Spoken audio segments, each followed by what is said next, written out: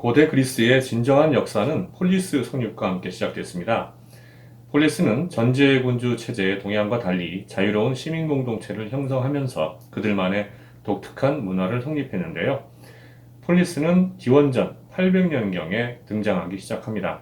도리아인이 침입해오자 그리스 원주민들은 대륙으로 피신해서 촌락 중심으로 정착을 합니다. 원주민인 이오니아계와 아이올리스계, 또 외부에서 흘러들어온 도리아계 그리스인들은 소아시아 반도 서해안 지역과 인근 섬의 근거지를 확보합니다. 폴리스는 기원전 8세기 후반부터 빈곤과 과잉 인구 해소, 또 무역 거점 확보를 위해 지중해를 비롯한 여러 지역에 식민지를 건설하는데요.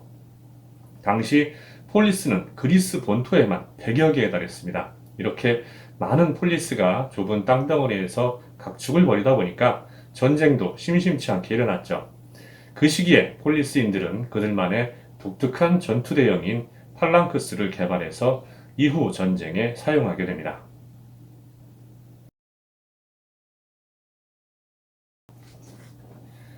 기원전 7세기경 고대 그리스는 전쟁을 할 때 그들만의 독특한 전법을 구사했습니다. 시민들로 구성된 중장 보병들은 밀집 대형을 짓고 진을 형성한 후에 전투에 임했는데요. 이들 보병들은 갑옷과 투구, 또 청동제 정강이 바지를 걸치고 찌르기용 창과 방패까지 들었습니다. 이들 장비의 무게가 다 합쳐서 34kg나 됐기 때문에 이들을 중장보병이라고 했습니다. 그리스 병사들의 무장을 대표하는 장비는 호플론이라고 불렸던 직경 90cm, 무게 2kg에서 3kg 정도가량의 원형 방패였습니다. 호플론의 재질은 목재였는데 둘레를 청동판을 씌워서 보강을 했죠. 호플론 안쪽 중심과 가장자리에는 두 개의 손잡이가 있었습니다. 그리스 병사는 왼쪽 팔꿈치를 가운데 손잡이에 넣고 가장자리 손잡이를 잡고 단단히 몸을 보호했죠. 이 방패, 호플론의 이름을 따서 고대 그리스 병사들을 호플리테스라고 불렀습니다. 호플리테스들은 개인 간 간격 90cm를 유지하면서 16명의 오와 12명의 열로 직사각형 방진을 구축했습니다. 이렇게 구성된 중무장 밀집 보병대를 팔랑크스라고 했는데요. 팔랑크스 진영 안에서는 호플론을 왼쪽 손에 들고 있으므로 왼쪽은 보호할 수 있지만 또 오른쪽은 완전히 무방비 상태가 됩니다. 이 부분은 내 오른쪽에 서 있는 병사의 방패가 지켜주게 되는 거죠. 이런 형태를 계속 반복하게 되면 대열의 제일 끝쪽 오른쪽 병사만 오른쪽 반신이 무방비 상태가 됩니다. 따라서 이 자리에는 가장 용맹하고 훌륭한 병사를 배치했습니다. 그런데 아무리 용감한 병사라도 본능적으로 방비가 없는 이 오른쪽을 보호하고 싶은 생각이 들기 마련입니다. 자기도 모르게 자꾸 이제 왼쪽 병사 쪽으로 몸을 붙이면서 방패가 있는 쪽으로 몸을 가리게 되죠. 더구나 상대방 팔랑크스의 오른쪽, 이쪽에서 보면 왼쪽이죠. 왼쪽이 가장 취약한 부분이기에 팔랑크스 대형은 거의 왼쪽이 더 앞서서 시계 방향으로 회전하는 게 일반적이었습니다. 고대 그리스군에는 기병이 거의 없고 보병으로만 이루어져 있었습니다. 약점도 있었지만 호플론으로 밀집 대형을 형성해서 방패벽을 유지할 수만 있다면 팔랑크스는 거의 무적이었습니다. 팔랑크스의 가장 치명적인 순간은 공동으로 형성된 방패의 벽을 무너뜨리는 일이었는데요. 그렇기 때문에 전열을 유지하는 것이 가장 중요한 임무이자 책임으로 요구됐습니다. 한 사람만 자리를 비워도 진이 풀리고 또 팔랑크스 전체에 치명적인 결과를 초래하기 때문에 도망치는 것은 매우 불명예스러운 일로 간주됐습니다. 그래서 평소 훈련 시에도 그리스군들은 전장에서 공포심을 극복하는 훈련과 분기를 강조했습니다. 이런 문제를 예방하기 위해서 그리스인들은 전장에 나가는 것을 영광으로 생각하고 또 전투 중에 죽는 것을 자랑스럽게 생각하도록 했습니다. 스파르타에서는 어머니가 전장에 나가는 아들에게 집으로 돌아갈 때는 방패를 들고 오고 그렇지 못하면 방패 위에 누워서 오라고 말할 정도였습니다.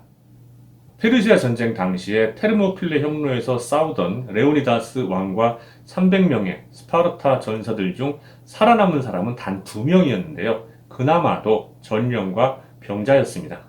그런데도 두 사람이 고향에 돌아왔을 때 엄청난 비난에 시달리게 되죠. 결국 이 두 사람은 다른 전투에 나가서 싸우다가 전사합니다. 전투 중에 비겁한 행위를 하면 아예 고향에서 살 수 없을 정도의 문화가 형성되어 있던 겁니다. 그리스 도시국가 중 하나였던 테베에는 특이하게도 신성부대라는 것이 있었습니다. 이들은 150쌍의 동성 커플 300명으로 구성된 게 특징이었는데요. 고대 그리스에서는 미혼인 성인 남성 시민과 곧 성인이 될 청소년의 동성애 문화가 꽤나 광범위하게 퍼져 있어서 가능했던 부대였습니다. 애인들과 함께 전투에 나가면 더 열심히 싸울 것으로 생각해서 편성을 했는데 생각보다 결과가 좋았다고 하네요. 그런데 왜 유독 그리스에서만 팔랑크스가 나타났을까요? 이것도 배경을 살펴보면 흥미롭습니다. 기원전 8세기에 그리스는 농업기술이 발달하면서 인구가 늘고 있었는데요. 가족 단위의 자장농 사회로 가는 과정에서 가족들은 대표를 선출하고 또 자치회의를 구성하면서 자연스럽게 도시국가를 만들었죠. 한정된 국토에 도시국가가 많이 생기면 분쟁이 발생할 수밖에 없습니다. 분쟁이 일어나면 시민들은 병사로 출전해서 나라를 지켜야 했죠. 출전을 거부하면 참정권을 잃기 때문에 무조건 나가야 했습니다. 호플리테스 개인들은 자신의 병기며 방패들을 직접 준비해야 했습니다. 그러니 돈이 없으면 아예 전투에 참가할 수가 없었죠. 그렇기 때문에 전쟁에 참가하기 위한 장비는 최소화해야 했습니다. 폴리스 이전의 트로이 시대처럼 전차와 같은 값비싼 장비는 일반 병으로는 꿈도 꿀 수가 없었습니다. 기병도 마찬가지로 돈이 많이 들고 또 훈련 과정도 오래 걸리죠. 그러니 보병이 제일 만만했던 겁니다.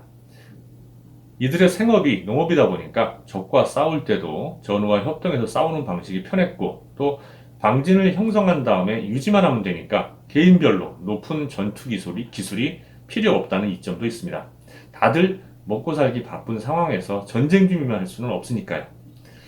호플리테스들은 1년에 30일 정도 훈련을 받으면서 팔랑크스 대형을 익히는 데 주력했습니다. 팔랑크스는 진영의 특성상 넓은 평지에서 대형을 형성한 후에 상대편 팔랑크스와 충돌해서 무너뜨리는 것을 목표로 삼았습니다. 이때 선두에서 3렬까지는 창 끝을 내밀고 상대 팔랑크스를 향해서 창 찌르기를 시도했는데요. 전투 중에 만약 병사가 쓰러지면 뒤쪽 병사가 신속하게 빈자리를 메꿨습니다. 싸움이 오래 지속되다 보면 결국 어느 한쪽의 진영이 무너지고 또 그렇게 되는 순간 전투는 끝나게 됐죠.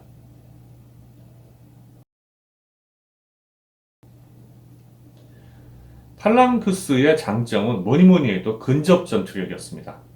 근접 전투력은 정말 당시의 최강이었는데요. 호플리테스 개개인들은 청동이나 천으로 된 흉갑으로 몸을 보호하고 정강이도 청동 보호대로 가린 상태였습니다. 호플론으로 몸을 가렸기 때문에 진영만 잘 유지하면 거의 무적이었죠. 상대방 군병들의 화살도 호플리테스트의 방패를 뚫지 못했으니까요. 이러한 특징 덕분에 병력으로도 압도적인 우위였던 페르시아를 이길 수 있었습니다. 반면 페르시아군은 기동력 위주의 군대였습니다. 정예병들조차도 몸통 갑옷만 입고 투구도 머리 윗부분만 가리는 정도였죠. 다리 보호대도 없고 방패는 화살을 막는 용도라 근접전에서 장비 열세를 극복할 수가 없었습니다. 근데 페르시아군의 이러한 특징은 어쩔 수 없었던 게 넓은 제국을 다스리기 위해서 선택한 결과였거든요. 페르시아군 상대로 팔랑크스가 상성이 맞지 않았던 겁니다. 팔랑크스는 특히 대열을 제대로 갖추지 못한 적 보병 부대를 만났을 때 최강이었습니다. 3차 페르시아 전쟁에서 레오니다스 왕과 스파르타군이 테르모필레 협곡에서 페르시아군을 막을 수 있었던 것도 좁은 지형을 잘 활용한 팔랑크스 덕분이었습니다. 그런데 팔랑크스도 장점만 있었느냐? 아닙니다. 약점도 있었죠. 첫 번째로 호플리테스 개개인의 전투력이 형편없다는 것을 들 수 있습니다. 스파르타를 제외한 그리스 도시국가 시민병들은 징집병인데다가 1년에 훈련 일수도 적었습니다. 대형을 유지할 때는 강력했지만 진영이 깨지는 순간에는 상대방에게 당할 수밖에 없었죠. 두 번째 약점은 지형적인 한계를 줄 수 있습니다. 팔랑크스는 밀집 대형이기 때문에 평야 지대에 최적화된 전술입니다. 방진을 이룬다는 건 결국 산악지대나 또 수림지역, 또 습지 이런 데서는 불가능한 거죠. 전투가 그런데 늘 평야에서만 이루어질 수는 없잖아요. 그래서 언젠가 그렇지 않은 적을 만났을 때는 무너질 수 있다는 그런 한계를 갖고 있었습니다. 세 번째 약점은 측면과 후방 공격에 약했다는 겁니다. 호플리테스들이 가진 창이 2.5m 이상인데다가 호플론을 이렇게 들고 밀착해서 선 형태라서 신속하게 진의 방향 전환을 하기 어려웠습니다. 이때 갑자기 측면이나 후면에서 적의 기습을 받으면 진을 바꾸지 못해서 전멸을 면하기 어려웠습니다. 마지막으로 낮은 기동성을 둘 수 있습니다. 200명 정도의 중무장 보병들이 이렇게 90cm 간격으로 밀집 대형을 이룬 채 움직이면 움직임에 상당히 제한이 많을 겁니다. 그래서 그리스 도시국가들끼리 싸울 때에는 적의 대형을 무너뜨리는 것을 목표로 삼고 도망치는 적을 추격해서 섬멸하지는 않았습니다. 추격해서 섬멸하는 것 자체가 불가능했던 거죠, 사실은. 도시국가 입장에서는 그리고 서로 사상자가 적은 것이 바람직했습니다. 왜냐하면 시민병들이 많이 살아남아야 도시국가의 생산력을 유지할 수 있으니까요. 이러한 점은 그리스와 나중에 전쟁을 치르게 되는 페르시아 입장에서 봤을 땐 도저히 이해할 수 없는 그런 광경이었을 겁니다. 무적처럼 여겨지던 팔랑크스였지만 약점이 지적되고 또 카운터 전력이 개발되면서 개선이 이루어졌습니다. 기원전 4세기에 아테네의 이피크라테스는 호플론을 경량화해서 직경 60cm까지 크기를 줄이죠. 이 민족들과의 전쟁에서 막대한 위력을 발휘하던 팔랑크스는 기원전 168년 마케도니아가 피드나 전투에서 로마군에게 엄청난 타격을 입으면서 무대에서 퇴장합니다. 이 피드나 전투에서 전투 초중반까지 로마군은 팔랑크스에 크게 고전하는 모습을 보입니다. 그래서 패색이 짙었죠. 그런데 어이없게도 마케도니아군이 실수를 합니다. 승리에 고무돼서 로마군을 추격하는 나머지 진영을 무너뜨리는 결정적인 실수를 하고 만 거죠. 앞에서도 말씀드렸지만 팔랑크스의 위력은 진을 유지하는 데서 나오는데 진영을 무너뜨리면 벌써 그건 팔랑크스가 아닌 거죠. 더구나 로마군은 짧은 칼을 쓰는 백병전의 달인들이었기 때문에 진영이 흐트러진 마케도니아군은 상대가 될 수 없었습니다. 결국 이 전투에서 로마군은 전사자가 100여 명에 불과했던 것에 비해 마케도니아군은 2만 5천 명 이상이 전사했다고 합니다. 팔랑크스가 사라진 이유는 진영의 약점이 노출된 것도 한 가지 원인일 수 있지만 진짜 이유는 페르시아 전쟁과 펠로폰네소스 전쟁 등 대내외 전쟁이 지속되면서 중장보병을 구성하던 시민계급이 몰락했기 때문입니다. 팔랑크스를 유지해야 하는 이 시민들 상당수가 전사하면서 결국 그 자리를 이민족 용병대가 대체하게 됐는데 이미 그 자유로운 시민 평등 사회만큼 같은 결속력을 발휘하기 힘들어지면서 팔랑크스 특유의 강점이 사라지게 된 거죠. 피드나 전투를 기점으로 해서 팔랑크스는 서서히 자취를 감추게 됩니다. 하지만 그리스 중장보병들의 팔랑크스는 역사 속에서 잊혀지지 않는 강력한 이미지를 남기는데 성공했죠. 그 이미지가 얼마나 강력했는지 미국 레이시온사는 미 해군의 대미사일 방어 시스템인 CIWS를 개발하면서 이름을 팔랑크스로 지을 정도였습니다. 단순했지만 시대를 주름잡으며 무적의 방진으로 위명을 떨쳤던 그리스 도시국가의 팔랑크스 소개는 여기까지입니다.